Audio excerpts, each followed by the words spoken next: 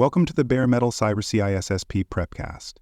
This series helps you prepare for the ISS Squared CISSP exam with focused explanations and practical context. In this episode, we're going to explore secure data handling in transit and at rest, two of the most fundamental security considerations in information protection.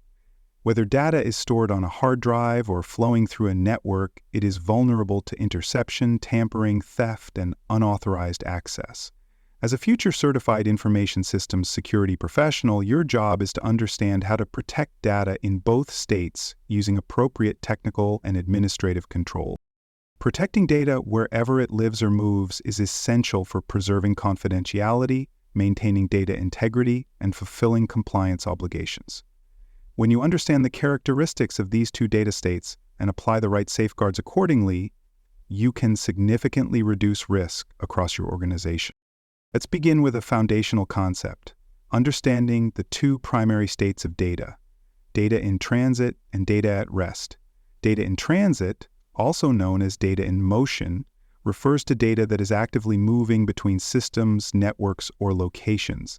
This can include emails being delivered across the internet, files transferred between data centers, or information transmitted via APIs, cloud services, or virtual private networks. Data at rest, on the other hand, is data that is stored and not actively moving. This includes information stored on hard drives, servers, mobile devices, databases, backups, and other storage systems. Although it may be inactive, it remains a high-value target for attackers. Each state presents unique vulnerabilities.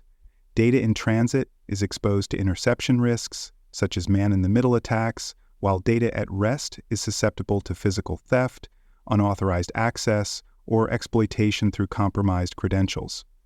Addressing both states holistically allows cybersecurity professionals to deploy layered defenses tailored to each threat scenario. By clearly distinguishing between these states, security strategies become more effective. This enables focused risk management, streamlined control implementation, and improved resilience against a wide variety of attack vectors. Now let us discuss the risks associated with data in transit.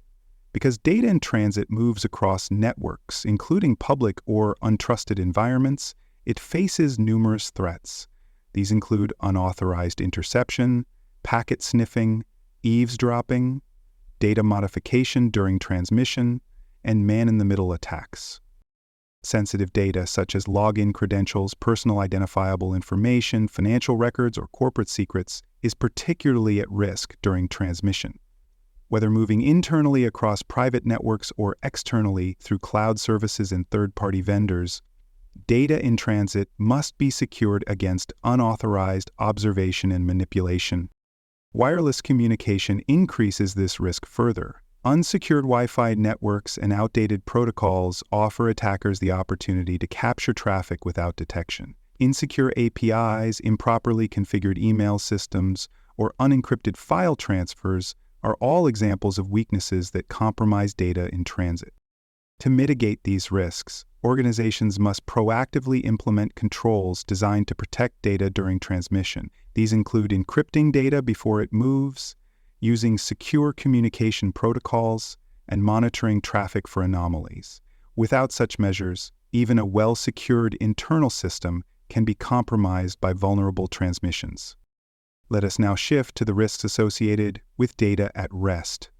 Although data is not actively moving, it still faces a significant array of security challenges. Common risks include unauthorized access due to poor access control practices, data exfiltration from insider threats, physical theft of storage devices, or malware targeting stored files. Stored data often includes backups, archives, system logs, and long-term records that may contain sensitive or regulated information. If this data is left unprotected, attackers can gain persistent access without being detected for long periods of time. And because the data is not actively used, anomalies in access patterns may go unnoticed. Failures in encryption, lack of file-level access restrictions, or improper configuration of storage repositories such as cloud buckets or shared network drives can also expose data to unnecessary risks. Devices like laptops, USB drives, and mobile phones that are lost or stolen may provide attackers with direct access to unencrypted data at rest. To protect data at rest, strong encryption, secure key management, and access control mechanisms must be implemented consistently across the organization. Regular auditing, monitoring, and least privilege policies also help limit exposure and provide visibility into access patterns and potential misuse.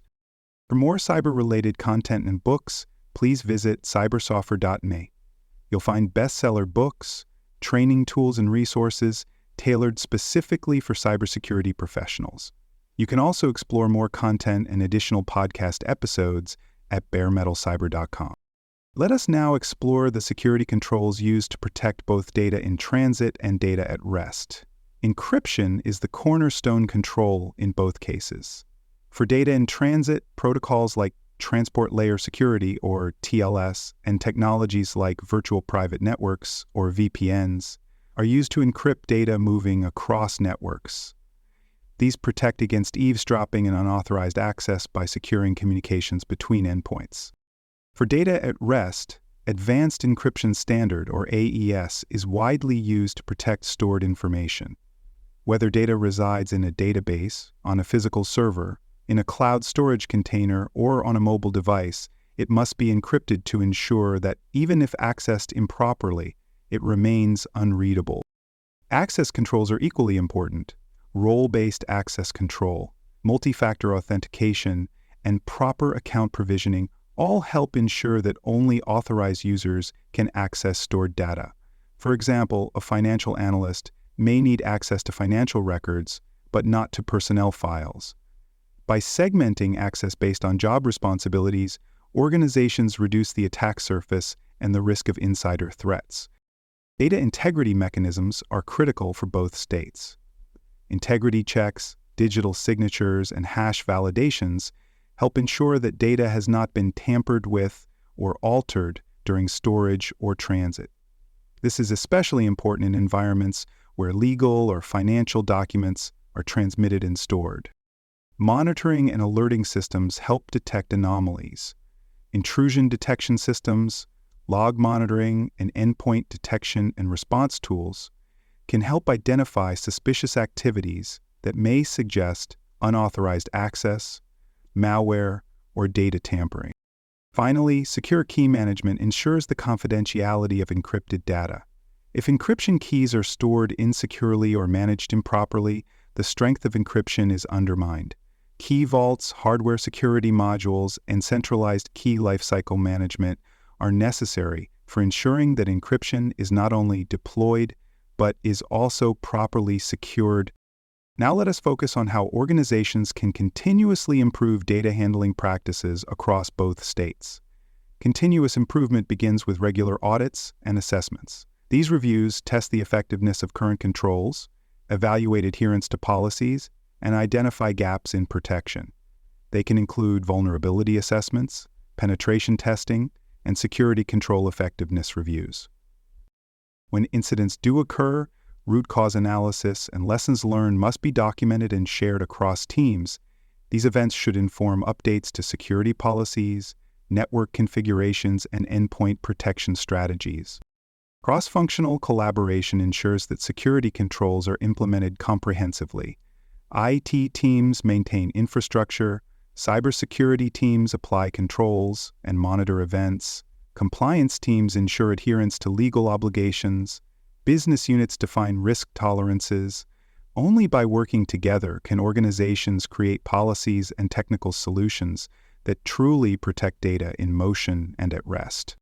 Ongoing training and awareness are also essential.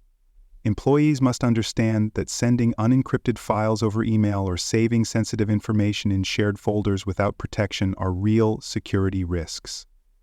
Training should reinforce what protocols to use, when encryption is required, and how to recognize suspicious behavior. Proactive updates to tools and policies also help adapt to evolving threats.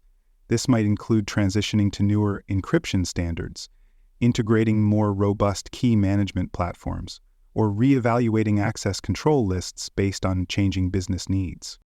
Ultimately, secure data handling is a dynamic process New threats emerge, technologies evolve, and regulations become more stringent. A static approach will quickly become obsolete. By auditing, adapting, and training continuously, organizations can maintain the resilience, compliance, and data protection posture necessary in today's complex cyber landscape. Thank you for tuning into the CISSP Prepcast by Bare Metal Cyber. Visit baremetalcyber.com for additional episodes, comprehensive CISSP study materials, and personalized certification support. Strengthen your understanding of secure data handling in transit and at rest, and will consistently support your journey towards CISSP certification success.